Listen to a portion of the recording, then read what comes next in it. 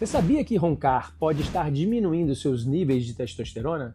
O ronco pode ser um sinal de apneia obstrutiva do sono, uma condição em que a respiração é interrompida várias vezes durante a noite. Essas pausas na respiração prejudicam a qualidade do sono e diminuem a produção de testosterona, hormônio essencial para a energia, massa muscular e vida sexual. Além da queda da testosterona, a apneia do sono aumenta o risco de hipertensão, doenças cardíacas e disfunção erétil.